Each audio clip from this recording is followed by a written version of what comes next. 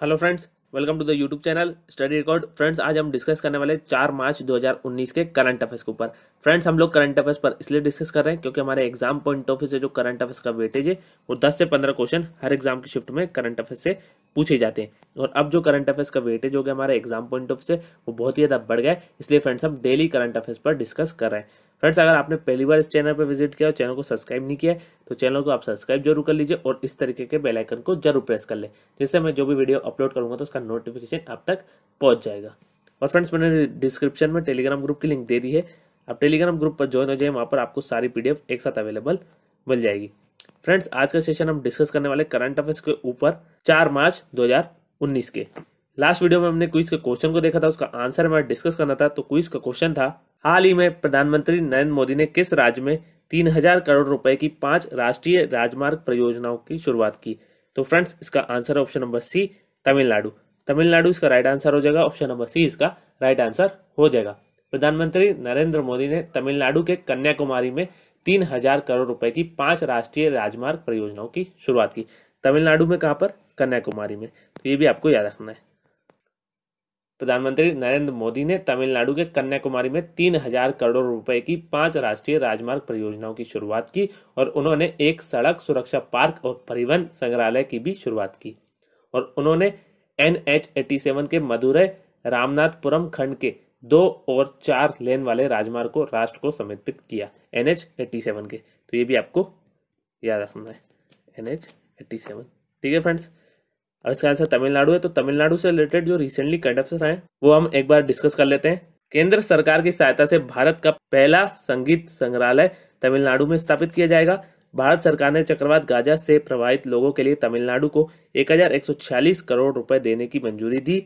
Next है, Indian oil corporation अपना पहला तारेलीकृत प्राकृतिक गैस आयात टर्मिनल तमिलनाडु में चालू करेगा।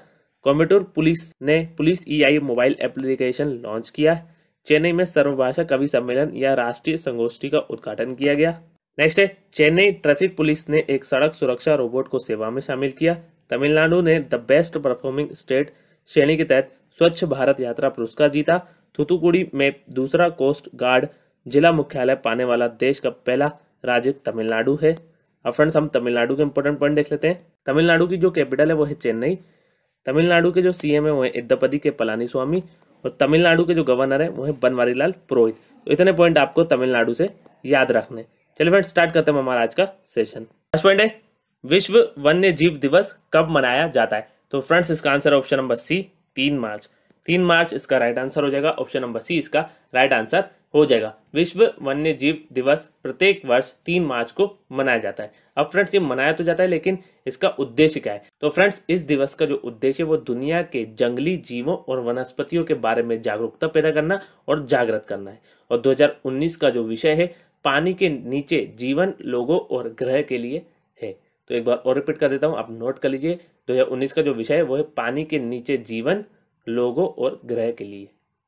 और इस दिन अंतर्राष्ट्रीय जंगली जीव और वनस्पतियों की लुप्त प्राय प्रजातियों के व्यापार पर कन्वेंशन को अपनाया गया था।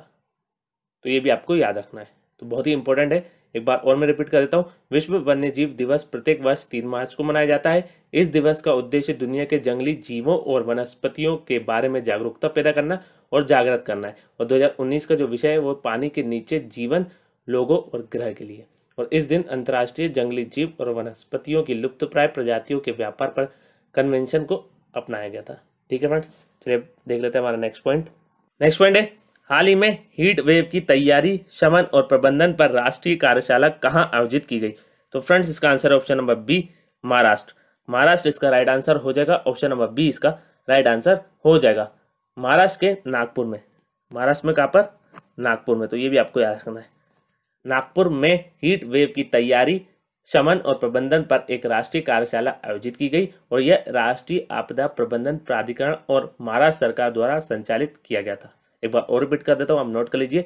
यह राष्ट्रीय आपदा प्रबंधन प्राधिकरण और महाराष्ट्र सरकार द्वारा संचालित किया गया था और इस कार्यशाला का उद्देश्य हीट वेव पर NDMA मतलब राष्ट्रीय आपदा प्रबंधन प्राधिकरण के राष्ट्रीय दिशा निर्देशों के अनुरूप विशिष्ट हीट एक्शन प्लान तैयार करने और लागू करने की आवश्यकता के लिए राज्य को संवेदनशील बनाना था।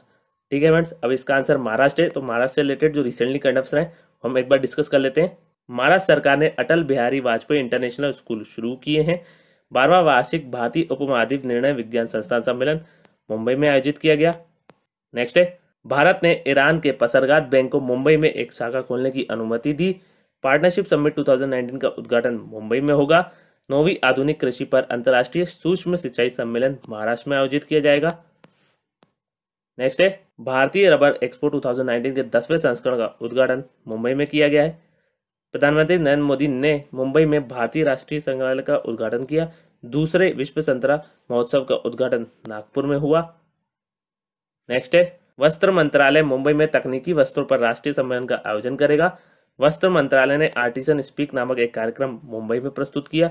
मुंबई में काला घोड़ा कला महोत्सव का उद्घाटन किया गया। अब फ्रेंड्स हम महाराष्ट्र के इंपॉर्टेंट पॉइंट देख लेते हैं। महाराष्ट्र की जो कैपिटल है वो है मुंबई। महाराष्ट्र के जो सीएम है वो है देवेंद्र फडणवीस और महाराष्ट्र के जो गवर्नर है वो है सी विद्यासागर राव। इतने पॉइंट आपको महाराष्ट्र से याद रखने। चलिए फ्रेंड्स हम देख लेते हैं हमारा नेक्स्ट पॉइंट। नेक्स्ट पॉइंट है, हाल ही में प्रधानमंत्री नरेंद्र मोदी ने कहा क्लाशनिकोव राइफल्स विनिर्माण सुविधा का उद्घाटन किया। तो फ्रेंड्स इसका answer option number D Amethi. Amethi इसका राइट आंसर हो जाएगा। ऑप्शन नंबर डी इसका राइट आंसर हो जाएगा। प्रधानमंत्री नरेंद्र मोदी ने उत्तर प्रदेश के अमेठी में क्लाशनिकोव राइफल्स विनिर्माण सुविधा का उद्घाटन किया और यह सुविधा भारत रूस राइफल्स प्राइवेट लिमिटेड द्वारा स्थापित की गई है। तो ये भी आपको याद रखना है, यह सुविधा भारत रूस राइफल्स प्राइवेट लिमिटेड द्वारा स्थापित की गई है और इंडो रूस राइफल्स प्राइवेट लिमिटेड भारत के आयुध कारखाना और एक रूसी फर्म के बीच एक संयुक्त उद्यम है।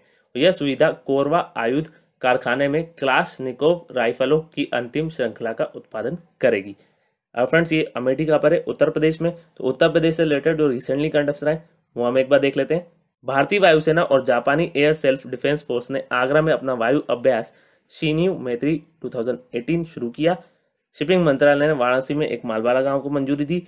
उत्तर प्रदेश मंत्रिमंडल ने बुंदेलखंड और पूर्वांचल के लिए विकास बोर्ड गठित करने के लिए अपनी मंजूरी दी।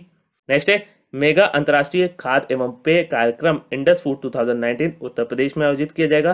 प्रधानमंत्री नरेंद्र मोदी ने आगरा में गंगा जल परियोजना का उद्घाटन किया। आगरा में भारतीय पेंट सम्मेलन का उद्घाटन किया गया।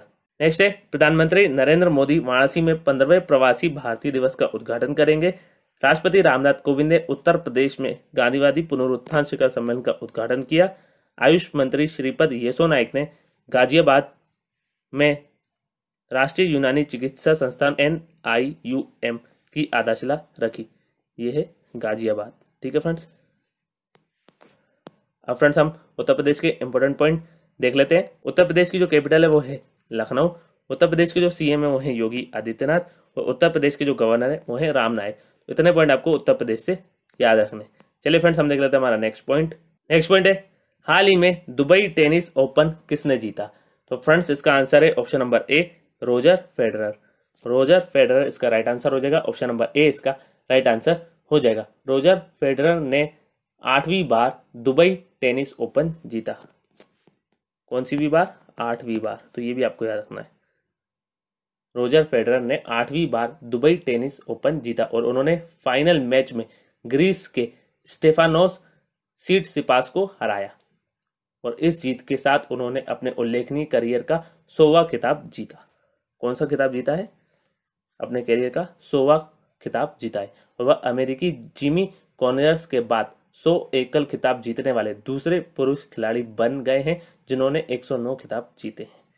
ठीक है फ्रेंड्स, तो एक बार और रिपीट कर देता हूं, बहुत ही इंपॉर्टेंट पॉइंट है ये। रोजर फेडरर ने 8वीं बार दुबई टेनिस ओपन जीता और उन्होंने फाइनल मैच में ग्रीस के स्टेफानोस सिटसिपास को हराया और इस जीत के बाद उन्होंने अपने उल्लेखनीय करियर का 100वां खिताब जीता और वह अमेरिकी जिमी कॉनियर्स के बाद 100 एकल खिताब जीतने वाले दूसरे पुरुष खिलाड़ी बन गए जिन्होंने 109 खिताब जीते। ठीक है फ्रेंड्स, चलिए अब देख लेते हैं हमारा नेक्स्ट पॉइंट। नेक्स्ट पॉइंट है, हाल ही में सेनेगल का राष्ट्रपति चुनाव किसने जीता? तो फ्रेंड्स इसका आंसर ऑप्शन नंबर सी मैके सेल। मैके सेल इसका राइट आंसर हो जाएगा। ऑप्शन नंबर सी इसका राइट आंसर हो जाएगा। सेनेगल के राष्ट्रपति मैके सेल ने 5 साल के दूसरी बार चुनाव जीता और इस मतदान में उन्हें 58% वोट मिले। कितने मिले? 58 58% वोट मिले, जिसमें उन्हें अन्य दलों के 4 उम्मीदवारों का सामना करना पड़ा और वह पहली बार 2012 में सेनेगल के राष्ट्रपति चुने गए थे। और सेनेगल एक अफ्रीकी देश है। ठीक है फ्रेंड्स, ये भी आपको याद रखना है। तो एक बार और मैं रिपीट कर देता हूँ। सेनेगल का राष्ट्रपति चुनाव मैके सेल ने जीता और इस मतदान में उन्हें 58% वोट मिले, जिसमें से उन्हें अन्य दलों के 4 उम्मीदवारों का सामना करना पड़ा और वह पहली बार 2012 में सेनेगल के राष्ट्रपति चुने गए थे। और सेनेगल एक अफ्रीकी देश है। अब फ्रेंड्स, यहाँ सेनेगल की बात हो रही है तो सेनेगल के हम इंपॉर्टेंट पॉइंट देख लेते हैं। सेनेगल की जो कैपिटल है वो है डकार। सेनेगल की जो करेंसी है वो है West African CFA franc, Hindi में पश्चिम अफ्रीकी सीएफए फ्रैंक। और सेनेगल के जो प्रेसिडेंट है वो है मैके सेल। ठीक है फ्रेंड्स, चलिए अब देख लेते हैं हमारा नेक्स्ट पॉइंट। नेक्स्ट पॉइंट है, हाल ही में भारतीय मिसाइल कार्यक्रमों में उनकी नेतृत्वकारी भूमिका के लिए प्रतिष्ठित मिसाइल सिस्टम अवार्ड 2019 से किसे सम्मानित किया गया? तो फ्रेंड्स, इसका आंसर ऑप्शन नंबर सी, जी सतीश रेड्डी।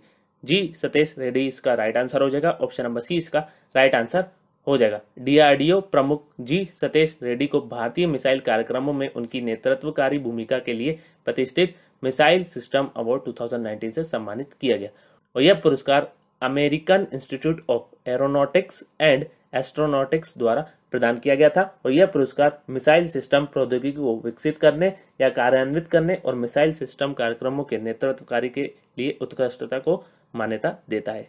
ठीक है फ्रेंड्स, तो जी सतीश रेड्डी आपको याद रखना है, डीआरडीओ प्रमुख है। डीआरडीओ प्रमुख जी सतीश रेड्डी को भारतीय मिसाइल कार्यक्रमों में उनकी नेतृत्वकारी भूमिका के लिए प्रतिष्ठित मिसाइल सिस्टम अवार्ड 2019 से सम्मानित किया गया और यह पुरस्कार American institute of aeronautics and astronautics द्वारा प्रदान किया गया था और यह पुरस्कार मिसाइल सिस्टम प्रौद्योगिकी को विकसित करने या कार्यान्वित करने और मिसाइल सिस्टम कार्यक्रमों के नेतृत्व कार्य के लिए उत्कृष्टता को मान्यता देता है। ठीक है फ्रेंड्स, चलिए अब देख लेते हैं हमारा नेक्स्ट पॉइंट। नेक्स्ट पॉइंट है, हाल ही में किसने नीति आयोग के अटल इनोवेशन मिशन के साथ आशय कथन पर हस्ताक्षर किए? तो फ्रेंड्स, इसका answer option number D, adobe. Adobe इसका राइट आंसर हो जाएगा। ऑप्शन नंबर डी इसका राइट आंसर हो जाएगा। नीति आयोग के अटल इनोवेशन मिशन और एडोब ने आशय कथन पर हस्ताक्षर किया। एडोब अटल टिकरिंग लेबल्स पहल के तहत 100 स्कूलों को अपनाएगा और एडोब ने अपने डिजिटल दिशा कार्यक्रम को अटल टिकरिंग लेबल्स में लागू करेगा, जिसके तहत एडोब स्पार्क प्रीमियम के मुफ्त लाइसेंस अटल टिकरिंग लैब्स को दिए जाएंगे। तो एक बार और रिपीट कर देता हूँ, इंपॉर्टेंट पॉइंट है ये। नीति आयोग के अटल इनोवेशन मिशन और एडोब ने आशय कथन पर हस्ताक्षर किए। एडोब अटल टिकरिंग लैब्स पहल के तहत 100 स्कूलों को अपनाएगा और एडोब अपने डिजिटल दिशा कार्यक्रम को अटल टिकरिंग लैब्स में लागू करेगा, जिसके तहत एडोब स्पार्क प्रीमियम के मुफ्त लाइसेंस अटल टिकरिंग लैब्स को दिए जाएंगे। ठीक है फ्रेंड्स, अब यहाँ नीति आयोग की बात हो रही है तो नीति आयोग के हम इंपॉर्टेंट पॉइंट देख लेते हैं। नीति आयोग का जो फुल फॉर्म है वह है national institute for transforming India. NITI Aayog की स्थापना हुई है 1 जनवरी 2015 को। नीति आयोग के जो चेयरपर्सन है वो है नरेंद्र मोदी और नीति आयोग के जो सीईओ है वो है अमिताभ कांत। इतने पॉइंट आपको नीति आयोग से याद रखने। चलिए फ्रेंड्स, हम देख लेते हैं हमारा नेक्स्ट पॉइंट। नेक्स्ट पॉइंट है, हाल ही में भारतीय सांकेतिक भाषा शब्दकोश का दूसरा संस्करण कहाँ लॉन्च किया गया? तो फ्रेंड्स, इसका आंसर है ऑप्शन नंबर बी, नई दिल्ली। नई दिल्ली इसका राइट आंसर हो जाएगा। ऑप्शन नंबर बी इसका राइट आंसर हो जाएगा। नई दिल्ली में भारतीय सांकेतिक भाषा शब्दकोश का दूसरा संस्करण लॉन्च किया गया और इस शब्दकोश को भारतीय सांकेतिक भाषा अनुसंधान एवं प्रशिक्षण केंद्र ने विकलांगजन सशक्तिकरण विभाग के तहत विकसित किया था और 3000 शब्दों के साथ शब्दकोश का पहला संस्करण मार्च 2018 में लॉन्च किया गया था। तो ये भी आपको याद रखना है। एक बार और हम डिस्कस कर लेते हैं। नई दिल्ली में भारतीय सांकेतिक भाषा शब्दकोश का दूसरा संस्करण लॉन्च किया गया। इस शब्दकोश को भारतीय सांकेतिक भाषा अनुसंधान एवं प्रशिक्षण केंद्र ने विकलांगजन सशक्तिकरण विभाग के तहत विकसित किया और 3000 शब्दों के साथ शब्दकोश का पहला संस्करण मार्च 2018 में लॉन्च किया गया था। ठीक है फ्रेंड्स, अब इसका आंसर न्यू दिल्ली है। तो न्यू दिल्ली से रिलेटेड जो रिसेंटली करंट अफेयर है वो हम डिस्कस कर लेते हैं। इंडो नॉर्वेजियन बिजनेस सम्मेलन नई दिल्ली में आयोजित किया जाएगा। रायसीना डायलॉग का चौथा संस्करण नई दिल्ली में शुरू हुआ है। व्यापार विकास और संवर्धन परिषद की चौथी बैठक नई दिल्ली में हुई। नेक्स्ट है, स्थलीय और उपग्रह प्रसारण पर 25वीं अंतर्राष्ट्रीय सम्मेलन और प्रदर्शनी BS एक्सपो 2019 का उद्घाटन नई दिल्ली में किया गया। माल और सेवा कर अपीलीय न्यायाधिकरण की राष्ट्रीय पीठ नई दिल्ली में स्थित होगी। नेक्स्ट है, राइजिंग इंडिया समिट 2019 का उद्घाटन नई दिल्ली में किया गया। प्रधानमंत्री नरेंद्र मोदी ने राष्ट्रीय युद्ध स्मारक का उद्घाटन नई दिल्ली में किया। प्रधानमंत्री नरेंद्र मोदी ने नई दिल्ली में आइस्कॉन टेम्पल के भक्तों द्वारा तैयार की गई भगवत गीता का अनावरण किया। अब फ्रेंड्स हम दिल्ली के इंपॉर्टेंट पॉइंट देख लेते हैं। दिल्ली के जो सीएम है वो है अरविंद केजरीवाल। दिल्ली के जो गवर्नर है वो है अनिल बैजल। और malaria research centre, Indian council of medical research, all India institute of medical sciences, भारतीय कृषि अनुसंधान परिषद और भारतीय कृषि अनुसंधान संस्थान, ये सब कहाँ, सब न्यू दिल्ली में स्थित है। ये आपको याद रखना है। चलिए फ्रेंड्स हम देख लेते हैं हमारा नेक्स्ट पॉइंट। नेक्स्ट पॉइंट है, हाल ही में भारत ने किस देश के साथ 3 दिवसीय मेनामती मैत्री अभ्यास 2019 आयोजित किया? तो फ्रेंड्स इसका आंसर है option number D, Bangladesh. Bangladesh इसका राइट आंसर हो जाएगा। ऑप्शन नंबर डी इसका राइट आंसर हो जाएगा। बीएसएफ और बीजीबी ने त्रिपुरा बांग्लादेश बॉर्डर पर 3 दिवसीय मेनामती मैत्री अभ्यास 2019 आयोजित किया। बॉर्डर सिक्योरिटी फोर्स बीएसएफ और बॉर्डर गार्ड्स बांग्लादेश बीजीबी, ये आपको याद रखना है। बॉर्डर सिक्योरिटी फोर्स और बॉर्डर गार्ड्स बांग्लादेश ने त्रिपुरा बांग्लादेश बॉर्डर पर 3 दिवसीय मेनामती मैत्री अभ्यास 2019 आयोजित किया। और यह अभ्यास 2 सीमा रक्षकों के बीच आत्मविश्वास निर्माण के उपाय का एक हिस्सा है। और इस अभ्यास का नाम बांग्लादेश में कोमिला टाउनशिप से 8 किलोमीटर पश्चिम में स्थित एक पहाड़ी श्रृंखला के नाम पर रखा गया था। तो ये भी आपको याद रखना है। अब फ्रेंड्स यहाँ इसका आंसर बांग्लादेश है, तो बांग्लादेश का हम इंपॉर्टेंट पॉइंट देख लेते हैं। बांग्लादेश की जो कैपिटल है वो है ढाका। बांग्लादेश की जो करेंसी है वो बांग्लादेशी टाका। और बांग्लादेश के जो प्रेसिडेंट है वो है अब्दुल हमीद। इतने पॉइंट आपको बांग्लादेश से याद रखने। चलिए फ्रेंड्स हम देख लेते हैं हमारा नेक्स्ट पॉइंट। नेक्स्ट पॉइंट है, हाल ही में किस मंत्रालय ने विज्ञान परियोजनाओं की फंडिंग के लिए स्टार्स योजना शुरू की? तो फ्रेंड्स इसका आंसर ऑप्शन नंबर सी, मानव संसाधन विकास मंत्रालय।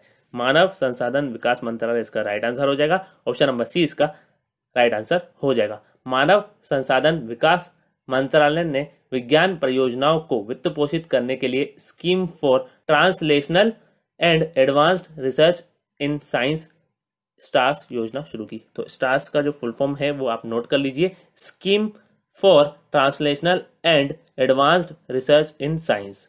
ठीक है फ्रेंड्स, इसका फुल फॉर्म भी पूछा जा सकता है, तो ये आपको याद रखना है।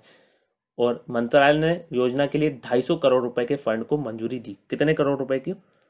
250 करोड़ रुपए के फंड को मंजूरी दी है। और इस फंड का उपयोग लगभग 500 विज्ञान परियोजनाओं को प्रायोजित करने के लिए किया जाएगा। और इस परियोजना का समन्वय भारतीय विज्ञान संस्थान बेंगलोर द्वारा किया जाएगा। तो ये भी आपको याद रखना है। तो एक बार और रिपीट कर देता हूँ, बहुत ही इंपॉर्टेंट क्वेश्चन है ये। मानव संसाधन विकास मंत्रालय ने विज्ञान परियोजनाओं को वित्त पोषित करने के लिए scheme for translational and advanced research in science stars योजना शुरू की। और मंत्रालय ने योजना के लिए 250 करोड़ रुपए के फंड को मंजूरी दी है। और इस फंड का उपयोग लगभग 500 विज्ञान परियोजनाओं को प्रायोजित करने के लिए किया जाएगा। और इस परियोजना का समन्वय भारतीय विज्ञान संस्थान बेंगलोर द्वारा किया जाएगा। ठीक है फ्रेंड्स, चलिए अब देख लेते हैं हमारा आज का क्विज का क्वेश्चन। आज का जो क्विज का क्वेश्चन है, हाल ही में दीनदयाल विकलांग पुनर्वास योजना पर एक राष्ट्रीय सम्मेलन कहाँ आयोजित किया गया? तो फ्रेंड्स इसका आंसर आप मुझे कमेंट बॉक्स में कमेंट करके बताएंगे। नेक्स्ट वीडियो में इस क्विज का आंसर को डिस्कस करेंगे। आई होप फ्रेंड्स आप सभी को ये वीडियो पसंद आया होगा। अगर फ्रेंड्स आपको ये वीडियो पसंद आया तो लाइक जरूर करें, शेयर करें अपने फ्रेंड्स के साथ। और स्टडी से रिलेटेड कोई भी व्हाट्सएप ग्रुप हो तो उस ग्रुप में आप इस वीडियो को जरूर शेयर कर दीजिए। और फ्रेंड्स अगर आपने पहली बार इस चैनल पर विजिट किया है, आपको वीडियो कैसा लगा ये कमेंट बॉक्स में कमेंट करके जरूर बताएं और अपने फ्रेंड्स के साथ जरूर शेयर करें। ठीक है friends, thank you for watching, have a nice day, thank you.